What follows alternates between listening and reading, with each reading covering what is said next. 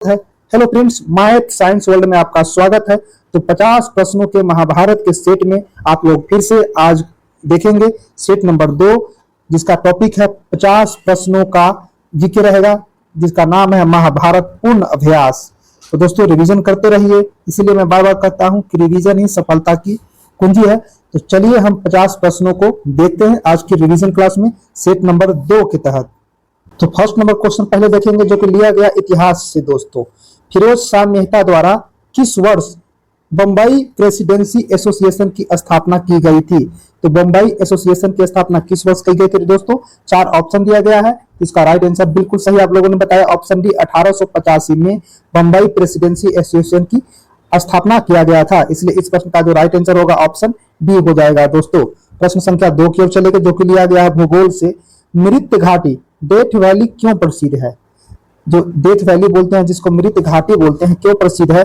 Option के रूप में हमारे पास अत्यधिक लवणता के कारण, अत्यधिक उष्णता के कारण, अत्यधिक वर्षा के कारण, या गहरी खाई के कारण। तो दोस्तों, आप इसका क्वेश्चन को कमेंट में करें आंसर। बिल्कुल सही जवाब दिया आप लोगों ने। यह जो फेमस है अत्यधिक उष्णता के कारण, अत्यधिक उष्णता के कारण, इसलिए इस प्रश्न का जो राइट आंसर होगा ऑप्शन सी हो जाएगा। ऑप्शन सी क्वेश्चन नंबर 2 का राइट आंसर हो जाएगा। चलेंगे प्रश्न संख्या 3, ये भी लिया गया भूगोल से। जलोढ़ मिट्टी के संबंध में निम्न में से कौन सा कथन सत्य है? तो पहला कथन है कि जलोढ़ मिट्टी, जलोढ़ मृदा प्रायद्वीपीय प्रदेश में पूर्वी तट की नदी डेल्टाओं और नदियों की घाटी में पाई जाती है। यह दोस्तों सही है, ये तो ऑप्शन सही लग रहा है। दूसरा, प्रतिवर्ष बाढ़ों के द्वारा निक्षेपित होने वाली नदी जलोढ़ मृदा को बांगर कहते हैं। गलत लगा, बांगर नहीं खादर कहते हैं। खादर तो दिया नहीं है, तो ऑप्शन गलत हो गया। जलोढ़ मृदा में पोटास की मात्रा अधिक पाई जाती है, बिल्कुल सही। यानी इसका 1 और 3 दोनों सही है। कौन सा ऑप्शन होगा दोस्तों? 20 नंबर क्वेश्चन क्या कहता है दोस्तों? क्वेश्चन नंबर 20 कहता है सुमिलित करे। एक तरफ विटामिन की सूची दिया है और दूसरी तरफ उससे प्रभाव होने वाली कि उससे क्या प्रभाव पड़ता है, जैसे टेकोफेरॉल, नेप्टोकेनिन, थायमिन, साइबोपोलामिन। उसी प्रकार से प्रभाव में दिया है चोट लगने पर रक्त का थक्का न जमना, बेरी बेरी। तीसरा है जनन क्षमता की कमी। चौथा है तंत्रिका तंत्र की गड़बड़ी। तो दोस्तों, इस प्रश्न का उत्तर आप लोगों को कमेंट में देना है कि इसका कौन सा उत्तर सही होगा, और कोट 1, कोट 2 या कोट 5। तो इसका उत्तर जरूर दीजिएगा दोस्तों। अब आते हैं क्वेश्चन नंबर 19 की ओर। मनुष्य में मादा जनन अंग से किस हार्मोन स्राव होता है? तो मादा जनन अंग से एस्ट्रोजेन, प्रोजेस्टेरॉन, रिलैक्सिन तीनों प्रकार का होता है, यानी उपयुक्त सभी हो जाएगा, यानी उपयुक्त डी।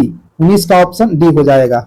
अब चलते हैं प्रश्न संख्या 21 में। अमीबा में भोजन का अंतर्ग्रहण किसके द्वारा होता है? तो अमीबा में भोजन ग्रहण कुटपाथ के द्वारा होता है, यानी 21 का ऑप्शन नंबर ए सही हो जाएगा। प्रश्न संख्या 22, निम्न में से कौन सा ऊर्जा का मात्रक है? तो ऊर्जा का मात्रक जूल होता है दोस्तों। 22 का प्रश्न संख्या 22 का ऑप्शन बी। अगला क्वेश्चन देखेंगे, क्वेश्चन नंबर हमारा 23 हो जाएगा, जो कि संविधान राज्य व्यवस्था से लिया गया है। संविधान के किस भाग में सहकारी समितियां का उपबंध किया गया है? संविधान के किस भाग में कौन सा समिति? सहकारी समिति। यह लिया गया है दोस्तों 9 के ख में, 9 के ख में, यानी ऑप्शन सी हमारा जो होगा राइट आंसर होगा। अब चलते हैं प्रश्न संख्या 24 की ओर। प्रश्न संख्या 24 की ओर कहता है कि उच्चतम न्यायालय 6 प्रकार के रिट जारी करता है, जबकि उच्च न्यायालय 5 प्रकार का रिट जारी करता है। दोस्तों, दूसरा अनुच्छेद 32 के तहत सर्वोच्च न्यायालय रिट जारी करता है, जबकि अनुच्छेद 226 के तहत उच्च न्यायालय रिट जारी करता है।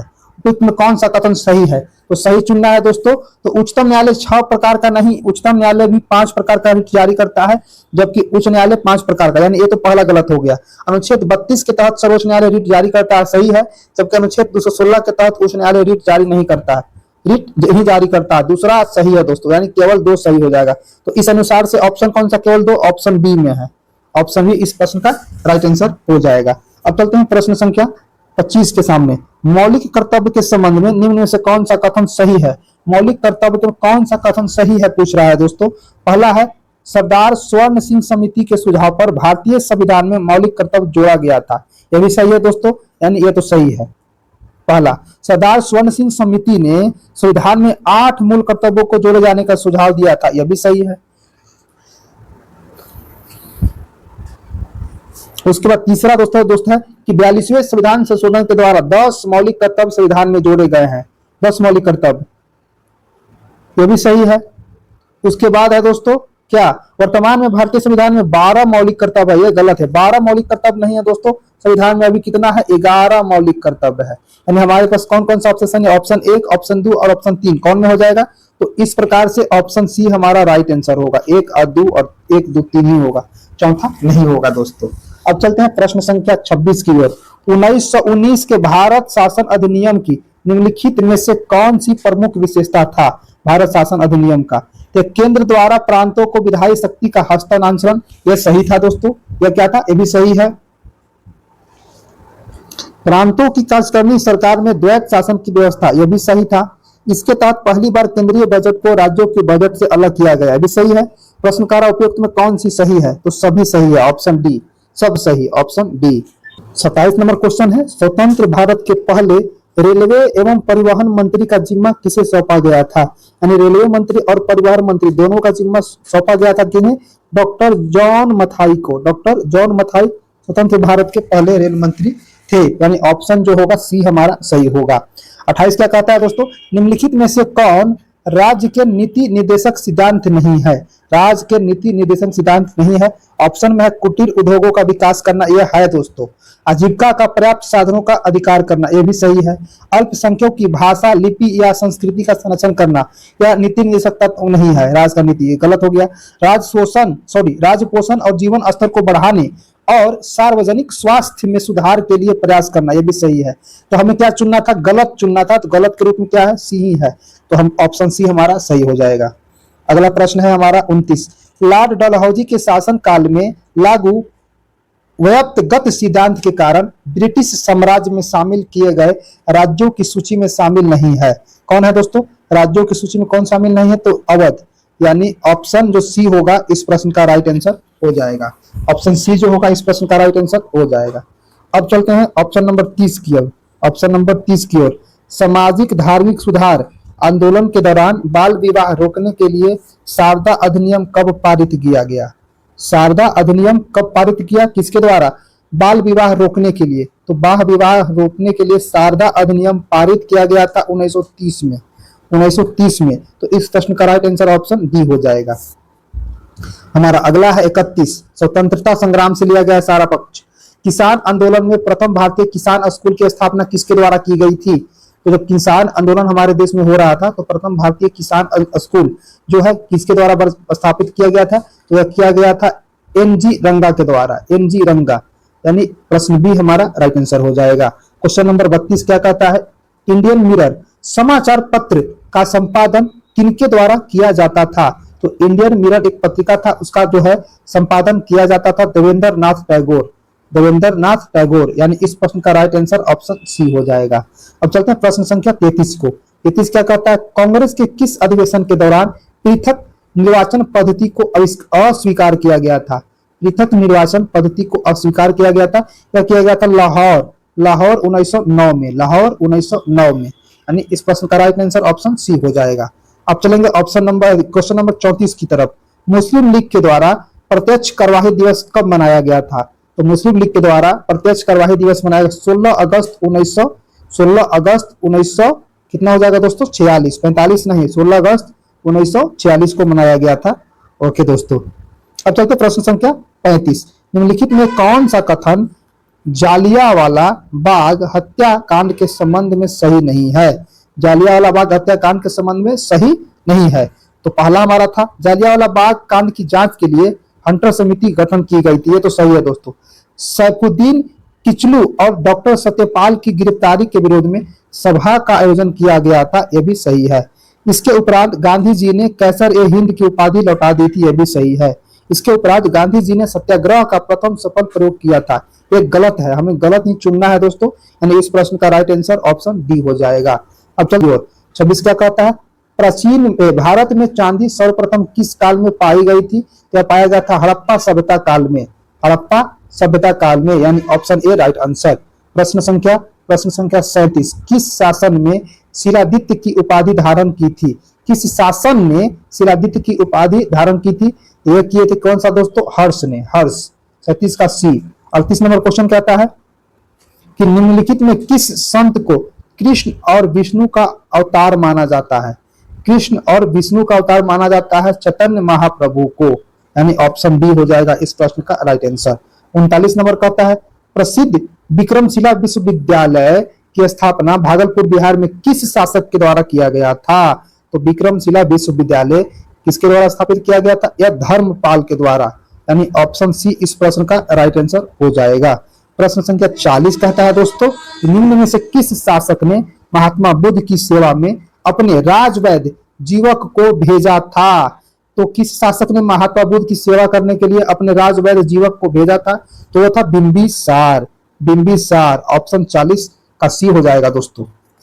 अगला प्रश्न देखेंगे 41 क्या कहता है किसके शासनकाल में इब्न बतूता भारत आया था? किसके शासनकाल में इब्न बतूता भारत आया था? तो ऑप्शन का आंसर है मोहम्मद बिन तुगलक। मोहम्मद बिन तुगलक ऑप्शन ए। प्रश्न नंबर 42 हड़प्पा सभ्यता किस प्रकार की सभ्यता है? हड़प्पा सभ्यता किस प्रकार की सभ्यता है? पाषाण युगीन, कांस्य युगीन, लौह युगीन, ताम्र युगीन। यानी इसके में जब हड़प्पा सभ्यता था तो तांबा चलता था, लोहा चलता था, कांस्य चलता था या पाषाण। तो हड़प्पा सभ्यता क्या था? कांस्य था दोस्तों। इस प्रश्न का राइट आंसर ऑप्शन बी हो जाएगा, ऑप्शन बी। ऑप्शन बी 43 कहता है तारीख ए मुबारक शाही नामक पुस्तक किसके द्वारा रचित थी? तो तारीख ए मुबारक शाही नामक पुस्तक यह रचित थी दोस्तों ऑप्शन यामहा बिन Ahmad Sirhindi, option C हो जाएगा, ऑप्शन सी यामहा बिन अहमद सर हिंदी के द्वारा। प्रश्न संख्या अब चलेंगे हम 44 पर निम्नलिखित में से किस वायसराय का कार्यकाल सबसे लंबा रहा? तो सबसे लंबा वायसराय कार्यकाल वाला जो ऑप्शन है इसके अनुसार को Lord Linlithgow, Lord Linlithgow option C इस प्रश्न का राइट आंसर हो जाएगा। अब चलते हैं प्रश्न संख्या 45 क्या कहता है एटानॉमी विज्ञान की एक शाखा है जिसमें अध्ययन किया जाता है। तो एटानॉमी में क्या अध्ययन किया जाता है दोस्तों? यह किया जाता है संरचना, जानवरों एवं पौधों की संरचना। 45 का ऑप्शन ए सही हो जाएगा। जानवरों एवं पौधों की संरचना इसमें अध्ययन किया जाता है एटानॉमी में। प्रश्न संख्या 45 कहता है सकल राष्ट्रीय उत्पाद जीएनपी में निम्नलिखित में किसको शामिल नहीं किया जाता है? ऑप्शन है निजी प्रेषण, बाह्य ऋणों पर ब्याज की प्राप्त, बाह्य अनुदान, विदेशी निवासियों की आय। तो विदेशी निवासियों की आय को जीएनपी में शामिल नहीं किया जाता है दोस्तों। ऑप्शन डी इस प्रश्न का राइट आंसर हो जाएगा। अब चलते हैं अगला प्रश्न 48 बाजार में मुद्रा आपूर्ति को नियंत्रित करने के साधन के रूप में सरकारी बॉन्डों की बिक्री खरीद को कहा जाता है। तो बाजार में मुद्रा आपूर्ति को नियंत्रित करने के लिए सरकारी बॉन्डों की खरीद बिक्री को कहा जाता है open market operation, open market operation. Option B इस प्रश्न का राइट आंसर हो जाएगा। प्रश्न संख्या 48 निम्न में से कौन सी रिपोर्ट विश्व बैंक द्वारा जारी नहीं किया जाता है? तो विश्व बैंक, वर्ल्ड डेवलपमेंट बैंक, इसका तो मेन काम है दोस्तों, इसको जारी किया जाता है।